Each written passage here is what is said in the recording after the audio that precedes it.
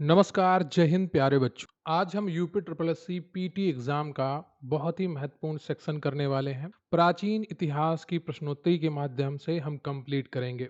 आपके जो टॉपिक हैं वो बहुत ही महत्वपूर्ण है। यहाँ पर UP triple S C PT syllabus आप देख सकते हैं। सबसे पहले हम सिंधु घाटी सभ्यता के प्रश्न करेंगे, लेकिन उससे पहले जो आपका इतिहास में प्रश्न पूछे जाते हैं उनको देख लेते हैं। सिंधु घाटी सभ्यता, वैदिक संस्कृति, बौद्ध धर्म, गौतम बुद्ध जीवनी एवं शिक्षाएं, जैन धर्म, महावीर जीवनी एवं शिक्षाएं, मौर्य वंश, सम्राट अशोक, गुप्त वंश, समुद्रगुप्त, चंद्रगुप्त द्वितीय और हर्षवर्धन। ये आपके टोटल 7 टॉपिक दिए गए हैं यूपी ट्रिपल एस सी पेट के सिलेबस में। भारतीय इतिहास, प्राचीन भारत के इतिहास से जुड़े हुए, तो इन सभी पर जितने भी प्रश्न बन रहे थे, टॉप 100 प्रश्नों को मैं आज लेकर आया हूं और बहुत ही अच्छी क्लास रहने वाली है। वीडियो को अंत तक देखिएगा, निश्चित रूप से आपको आनंद आने वाला है और इसी क्लास में आपका ये पूरा टॉपिक, ये पूरा सिलेबस रिवाइज हो जाएगा। तो चलिए शुरू करते हैं। पहला प्रश्न है आपका कि हड़प्पा सभ्यता की खोज किस वर्ष हुई थी? 1921 में हुई थी, दयाराम साहनी द्वारा। अगला प्रश्न है आपका कि मोहनजोदड़ो का शाब्दिक अर्थ क्या है? आप सभी को पता है, मृतकों का टीला। ठीक है, तो मोहनजोदड़ो का शाब्दिक अर्थ है मृतकों का टीला। सिंधु घाटी सभ्यता का सबसे बड़ा स्थल कौन सा है? सही उत्तर है आपका मोहनजोदड़ो। यहाँ पर आप देख सकते हैं, जो वर्तमान पाकिस्तान में स्थित है। सिंधु घाटी सभ्यता के शहरों में विशाल स्नानागार कहाँ पाया गया है? इसका भी सभी को उत्तर पता होगा, जहां तक मुझे पता है। सही उत्तर है मोहनजोदड़ो में पाया गया था, जो संभवतः धार्मिक अनुष्ठानों के लिए उपयोग होता था। अगला जो है आपका, वो है सिंधु घाटी सभ्यता में प्रमुख बंदरगाह शहर कौन सा था? आप सभी इससे परिचित हैं। लोथल बंदरगाह शहर है, जो वर्तमान अहमदाबाद गुजरात में स्थित है। ठीक है। हड़प्पा सभ्यता के निवासी किसकी पूजा करते थे? इसकी भी जानकारी आप सभी को होगी। यहाँ पर मातृ देवी और पशुपति महादेव की पूजा होती थी। किसकी होती थी? मातृ देवी और पशुपति महादेव की पूजा होती थी। अब बात करें सिंधु घाटी सभ्यता की लिपि कैसे थी, तो लिपि सिंधु घाटी सभ्यता की जो थी वो अभी तक पढ़ी नहीं जा सकी है, क्योंकि यहाँ पर अक्षरों का प्रयोग नहीं किया गया है, बल्कि चित्रों का प्रयोग किया गया है, ऐसा माना जाता है। और यहाँ पर जो इसकी लिपि का नाम है वो है भाव चित्रात्मक। ठीक है, पिक्टोग्राफिक। पिक्टोग्राफिक या भाव चित्रात्मक लिपि कहा जाता है। हड़प्पा स्थल किस नदी के किनारे स्थित है? कई बार परीक्षाओं में यह प्रश्न पूछा गया है और सही उत्तर है आपका रावी नदी के किनारे स्थित है। अगला प्रश्न है आपका कि सिंधु घाटी सभ्यता के लोगों का मुख्य व्यवसाय क्या था? बहुत ही आसान उत्तर है, आप सभी इससे परिचित होंगे। मुख्य व्यवसाय कृषि था। अगला है आपका कि सिंधु सभ्यता के किस स्थल से जुते हुए खेत के साक्ष्य मिले हैं? आप सभी को परिचित है, कालीबंगा से। ठीक है, कालीबंगन जो राजस्थान भारत में स्थित है, यहाँ से जुते हुए खेत के साक्ष्य मिले हैं। कालीबंगा भी इसको कहते हैं और कालीबंगन भी कहते हैं। सिंधु घाटी सभ्यता में किस धातु का प्रयोग नहीं होता था? तो सिंधु घाटी के सभ्यता के जो लोग थे वो सोना से परिचित थे, चांदी से परिचित थे, तांबे से परिचित थे, लेकिन वो लोहे से परिचित नहीं थे। ठीक है, कांसे से परिचित थे। अगला है आपका कि सिंधु सभ्यता के घरों का निर्माण किससे होता था? तो पक्की ईंटों से होता था। ठीक है, सिंधु सभ्यता में किस जानवर का महत्व नहीं था? तो सिंधु घाटी सभ्यता में घोड़े का कोई विशेष महत्व नहीं था। हालांकि इसके अवशेष कुछ स्थलों पर मिले हैं, लेकिन सिंधु घाटी सभ्यता में गाय और एक श्रृंगी बैल का बहुत ही ज्यादा महत्व था। अगला जो है आपका, वो है सिंधु सभ्यता का पतन का मुख्य कारण क्या माना जाता है? सही उत्तर है कि जलवायु परिवर्तन, बाढ़ और आर्यों का आक्रमण। वैसे ये थ्योरी बहुत ही बेकार मानी जाती है, आर्यों का आक्रमण वाली, और जलवायु परिवर्तन और बाढ़ जैसे प्रमुख कारण हो सकते हैं। अब हम बढ़ते हैं वैदिक सभ्यता की तरफ, और इसके भी प्रश्न बहुत ही महत्वपूर्ण है। वैदिक काल को कितने भागों में बांटा गया है? तो 2 भागों में बांटा गया है। एक है आपका ऋग्वैदिक काल और दूसरा है उत्तर वैदिक काल।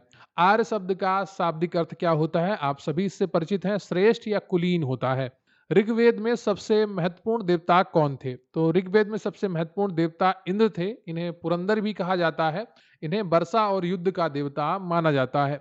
गायत्री मंत्र का उल्लेख किस वेद में मिलता है? तो सही उत्तर है आपका ऋग्वेद तीसरे मंडल में मिलता है गायत्री मंत्र का उल्लेख। उपनिषदों की संख्या कितनी है? कई बार परीक्षाओं में पूछा गया है। 108 उपनिषदों की संख्या मानी जाती है और ये दार्शनिक विचारों का संग्रह है। जितने भी उपनिषद हैं वो दार्शनिक विचारों के संग्रह हैं। सत्यमेव जयते किस उपनिषद से लिया गया है? कई बार परीक्षाओं में पूछा गया है, महत्वपूर्ण प्रश्न है और सही उत्तर है आपका मुंडको उपनिषद या मुंडक उपनिषद से ये लिया गया है। अगला है आपका कि वैदिक काल में वर्ण व्यवस्था का आधार क्या था? सही उत्तर है आपका वैदिक काल में, जो प्रारंभिक वैदिक काल था उसमें वर्ण व्यवस्था का आधार कर्म था, जो बाद में जन्म पर आधारित हो गई। ठीक है, तो जैसे आप ये वैदिक काल में कर्म के आधार पर, ऐसे ही शिवाजी के काल में कर्म के आधार पर कुछ पाटिल शब्द जो बनाए गए थे और वो बाद में जन्म के आधार पर जाति में परिवर्तित हो गए। 4 वेदों के नाम क्या हैं? तो 4 वेदों के नाम आप सभी को परिचित होगा कि ऋग्वेद, सामवेद, यजुर्वेद और अथर्ववेद। ध्यान रखिए, आपने आपको जितना आप सकारात्मक रखेंगे उतने अच्छे तरीके से आप तैयारी कर पाएंगे और चीज़ों को समझ पाएंगे। क्लास को अंत तक ज़रूर देखिएगा, बहुत ही आसानी से आपका ये पूरा टॉपिक क्लियर हो जाएगा। किस वेद को भारतीय संगीत का जनक माना जाता है? सही उत्तर है आपका सामवेद को भारतीय संगीत का जनक माना जाता है, क्योंकि इसमें गाए जाने वाले मंत्रों का संग्रह है। अब हम बात करेंगे ऋग्वैदिक काल में गाय को क्या कहा जाता था। बहुत इंपॉर्टेंट प्रश्न है, कई बार परीक्षाओं में पूछा गया है। सही उत्तर है आपका ऋग्वैदिक काल में गाय को अगन्या कहा जाता था। गाय को क्या कहा जाता था? अगन्या कहा जाता था, जिसका अर्थ है ना मारे जाने योग्य, यानी कि जिसे मारा ना जाए। वैदिक समाज की सबसे छोटी इकाई क्या थी? तो कुल या परिवार थी। वैदिक समाज की सबसे छोटी इकाई कुल या परिवार थी। उत्तर वैदिक काल में कौन से देवता प्रमुख हो गए थे? तो उत्तर वैदिक काल में प्रजापति यानी कि सृष्टिकर्ता, विष्णु यानी कि पालनकर्ता और रुद्र यानी संहारकर्ता प्रमुख देवता बन गए थे। अब बात करेंगे राजसूय यज्ञ का संबंध किस काल से है? तो इनका संबंध उत्तर वैदिक काल से है, जो राजा के राज्याभिषेक के समय किया जाता था। वैदिक काल में शिक्षा का माध्यम क्या था? तो वैदिक काल में शिक्षा का माध्यम मौखिक था और गुरुकुलों में शिक्षा दी जाती थी। अब हम बात करेंगे बौद्ध धर्म की जीवनी और शिक्षाओं से जुड़ी, बहुत ही महत्वपूर्ण है। यहाँ से भी आपकी परीक्षा में प्रश्न बनते हैं और बार बार पूछे जाते हैं, लगभग हर परीक्षा में। गौतम बुद्ध, तो गौतम बुद्ध का जन्म कब और कहाँ हुआ था? गौतम बुद्ध का जन्म 563 ईसा पूर्व में लुम्बिनी, नेपाल में हुआ था। बुद्ध के बचपन का नाम क्या था? तो बुद्ध के बचपन का नाम सिद्धार्थ था। बुद्ध को ज्ञान की प्राप्ति कहाँ हुई थी? तो बुद्ध को ज्ञान की प्राप्ति बोधगया बिहार में हुई थी, एक बोधि वृक्ष के नीचे हुई थी। बुद्ध ने अपना पहला उपदेश कहाँ दिया था? बुद्ध ने अपना पहला उपदेश सारनाथ, वाराणसी में दिया था, जिसे धर्म चक्र प्रवर्तन कहा जाता है। अगला पॉइंट है आपका, प्रश्न है कि बौद्ध धर्म के त्रिरत्न कौन कौन से हैं? आप सभी परिचित हैं इन तीनों रत्नों से, बुद्ध, धम्म और संघ। ये बौद्ध धर्म के त्रिरत्न हैं। महापरिनिर्वाण से क्या अभिप्राय है? तो महापरिनिर्वाण का अर्थ है बुद्ध की मृत्यु, जो कुशीनगर में हुई थी। बौद्ध धर्म में अष्टांगिक मार्ग क्या है? तो बौद्ध धर्म में अष्टांगिक मार्ग वो है दुखों के निवारण और निर्वाण प्राप्ति के लिए बुद्ध द्वारा बताए गए 8 सिद्धांत हैं। इनके नाम क्या है? एक है सम्यक दृष्टि, दूसरा है सम्यक संकल्प, तीसरा है सम्यक वाक, चौथा है सम्यक कर्म, पांचवा है सम्यक आजीविका, छठा है सम्यक प्रयास और सातवां है सम्यक स्मृति और आठवां है सम्यक समाधि। ये 8 सिद्धांत हैं, अष्टांगिक मार्ग हैं। अब हम बात करेंगे बौद्ध ग्रंथों को क्या कहा जाता है। तो बौद्ध ग्रंथों को त्रिपिटक कहा जाता है। विनय पिटक, सुत्त पिटक, अभिधम्म पिटक, ये तीनों पिटक आते हैं बौद्ध धर्म के ग्रंथों में, जिन्हें सामूहिक रूप से त्रिपिटक कहा जाता है। अगला प्रश्न है आपका कि प्रथम बौद्ध संगीति कहाँ आयोजित हुई थी? तो ये आपकी आयोजित हुई थी राजगृह में। कहाँ पर हुई थी? राजगृह में हुई थी, सप्तपर्णी गुफा विहार में। 483 ईसा पूर्व बुद्ध के निर्माण के तुरंत बाद हुई थी और महाकश्यप इसका अध्यक्ष था। संरक्षक था मगध नरेश अजात शत्रु। उस समय जो राजा था वो अजात शत्रु था। उद्देश्य था बुद्ध के उपदेश, सुत्त पिटक और अनुशासन, विनय पटक पिटक का संकलन करना। द्वितीय बौद्ध संगीति वैशाली में होती है लगभग 383 ईसा पूर्व। 100 वर्ष बाद इसका अध्यक्ष होता है सबकामी, संरक्षक होता है राजा कालाशोक। परिणाम होता है बौद्ध संघ में पहला विभाजन होता है, स्थविरवाद और महासांगिक 2 में विभाजन हो जाता है। तृतीय बौद्ध संगीति होती है पाटलिपुत्र में, अशोककालीन राजधानी में, लगभग 250 ईसा पूर्व। मोगली पुत्र तिस इसका अध्यक्ष होता है। राजा उस समय संरक्षक के रूप में सम्राट अशोक होता है। कार्य होता है अभिधम्म पिटक का संकलन। बौद्ध धर्म के प्रचार के लिए 9 दिशाओं में मिशन भेजे गए।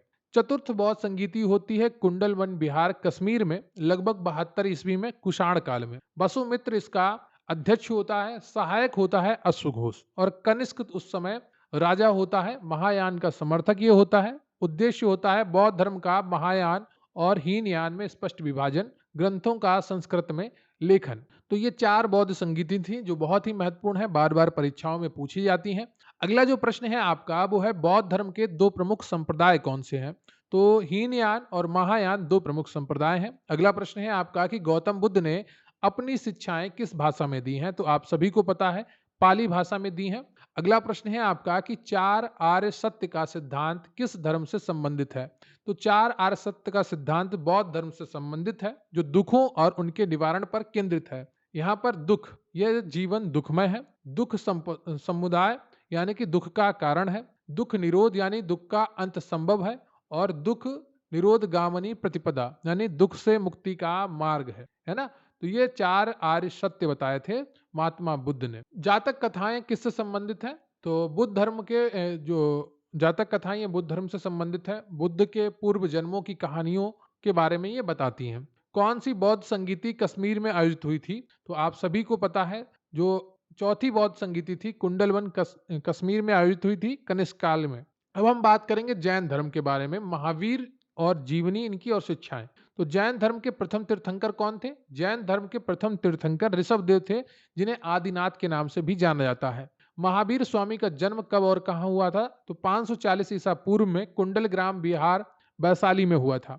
महावीर स्वामी के बचपन का क्या नाम था? तो वर्धमान था इनके बचपन का नाम। महावीर को कैवल्य ज्ञान की प्राप्ति कब हुई थी? कैवल्य यानी कि सर्वोच्च ज्ञान की प्राप्ति जृंबिका ग्राम निकट ऋजुपालिका नदी के तट पर हुई थी। तो ये जृंबिका ग्राम में निकट ऋजुपालिका नदी के तट पर। जैन धर्म के पंच महाव्रत कौन कौन से हैं? तो पंच महाव्रत हैं अहिंसा, सत्य, अस्तेय, अपरिग्रह और ब्रह्मचर्य। ब्रह्मचर्य पे इनका बहुत ही ज्यादा जोर था जैन धर्म का, और अहिंसा पे बहुत ही ज्यादा जोर था। महावीर स्वामी ने अपने उपदेश किस भाषा में दिए थे? तो इन्होंने प्राकृत भाषा में दिए गए थे, जिसे अर्धमागधी भी कहते हैं। जैन धर्म के दो प्रमुख संप्रदाय कौन से हैं? तो जैन धर्म के दो प्रमुख संप्रदाय श्वेतांबर और दिगंबर हैं। श्वेतांबर सफेद वस्त्र धारण करते हैं और दिगंबर वस्त्रहीन रहते हैं। स्याद्वाद का सिद्धांत किस धर्म से संबंधित है? तो ये जैन धर्म से संबंधित है, जिसे अनेकांतवाद भी कहते हैं। और ये सापेक्षता का सिद्धांत है, यानी कि अगर कोई बात सत्य है तो उसे सिर्फ एक नजरिए से मत देखिए, सामूहिक रूप से देखिए, संपूर्ण रूप से देखिए, तो वो सत्य ही आपको लगेगी, चुभेगी नहीं आपको। महावीर स्वामी की मृत्यु कहाँ हुई थी? तो महावीर स्वामी की मृत्यु पावापुरी, बिहार में हुई थी। जैन साहित्य को क्या कहा जाता है? तो जैन साहित्य को आगम कहा जाता है। प्रथम जैन संगीति कहाँ आयोजित हुई थी? तो प्रथम जैन संगीति पाटलिपुत्र में आयोजित हुई थी, चंद्रगुप्त मौर्य के शासनकाल में, लगभग 300 ईसा पूर्व में। अध्यक्ष था उस समय स्थूलभुद्र, श्वेतांबर परंपरा के अनुसार।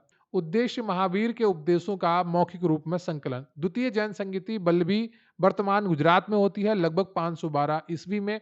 अध्यक्ष होता है देवर्दि गणी क्षमा श्रमण। मौखिक परंपरा में लुप्त हो रहे ग्रंथों को लिखित रूप देना। श्वेतांबर आगम ग्रंथों का संस्कृत में लिपिबद्ध संग्रह करना। जैन धर्म में त्रिरत्न का कौन कौन से हैं? तो जैन धर्म में त्रिरत्न है सम्यक दर्शन, सम्यक ज्ञान और सम्यक आचरण। जैन धर्म में पूर्ण ज्ञान के लिए किस शब्द का प्रयोग किया जाता है? कैवल्य का। तो यहाँ पर केवल लिखा है, लेकिन यहाँ पर कैवल्य होगा। भद्रबाहु का संबंध किस जैन संप्रदाय से है? तो भद्रबाहु का संबंध दिगंबर जैन संप्रदाय से है। अब हम बात करेंगे मौर्य साम्राज्य की, विशेषकर सम्राट अशोक की, क्योंकि आपके सिलेबस में सम्राट अशोक साफ साफ लिखा है, तो आपको पूरा मौर्य साम्राज्य नहीं पढ़ना है। तो मौर्य साम्राज्य का संस्थापक कौन था? मौर्य साम्राज्य का संस्थापक चंद्रगुप्त मौर्य था। अगला प्रश्न है आपका, चंद्रगुप्त मौर्य का प्रधानमंत्री कौन था? तो विष्णुगुप्त या कौटिल्य, चाणक्य के नाम से ये परिचित हैं आप सभी इनसे, और ये अर्थशास्त्र की रचना करते हैं, एक किताब है इनकी, तो वो इनके प्रधानमंत्री थे। अर्थशास्त्र नामक पुस्तक के लेखक कौन है? तो आप सभी परिचित है, कौटिल्य ने ये पुस्तक लिखी है, लेकिन ये अर्थशास्त्र पर नहीं है, ये राजनीति और प्रशासन पर है। मेगास्थनीज द्वारा लिखित पुस्तक का नाम क्या है? तो मेगास्थनीज द्वारा लिखित पुस्तक का नाम है इंडिका, जिसमें मौर्यकालीन भारत का वर्णन मिलता है। अगला प्रश्न है आपका कि सम्राट अशोक ने कलिंग युद्ध कब लड़ा था? सही उत्तर है आपका 261 ईसा पूर्व में लड़ा था, जिसके बाद उन्होंने बौद्ध धर्म अपना लिया था। अशोक के अधिकांश अभिलेख किस लिपि में लिखे गए हैं? तो ब्राह्मी लिपि में लिखे गए हैं इनके अधिकांश अभिलेख। धम्म का सिद्धांत किस मौर्य सम्राट से संबंधित है? तो अशोक से संबंधित है, जो नैतिक मूल्यों पर आधारित था। सांची का स्तूप किसने बनवाया था? स्तूप तो सम्राट अशोक ने बनवाया था सांची का स्तूप, जो बौद्ध धर्म का महत्वपूर्ण केंद्र है।